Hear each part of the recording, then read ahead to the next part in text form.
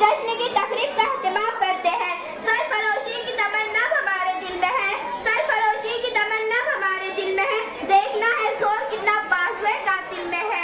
हमारे असलाफ ने वतन अजीज के खातिर अपनी जानों का सराहना पेश किया, तन मन धन सब कुछ कुर्बान कर दिया। हम बसर खुलूस और मोहब्बत सलाम पेश करते हैं। बाग़ आज़ाद है, सहन चमन आज़ाद है, बाग़ आज़ाद है, सहन चमन आज़ाद है, वो मुबारक दोस्तों अपना वतन आज़ाद है। हमारा फर्ज बनता है कि हम उन तमाम की कुर्बानियों को ज़ाया न करें, बल्कि हिंदुस्तान को फसादात, जराहिम, रिश्वतखोरी, दहशतगर्दी से पाक व साफ रखें और हम अहद करें कि अपने आप को उस मकाम पर ले जाए जहाँ फर्द की तरक्की के साथ हमारे मुल्क का नाम रोशन हो। अब मैं अल्लामा इकबाल के एक शेर के साथ अपनी तकरीर खत्म करती हूँ। सारे जहाँ से अच्छा हिंदू सिता हमारा, सारे जहाँ से अच्छा हिंदू सिता हमारा, हम बुलबुले हैं इसके ये गुल सिता हमारा।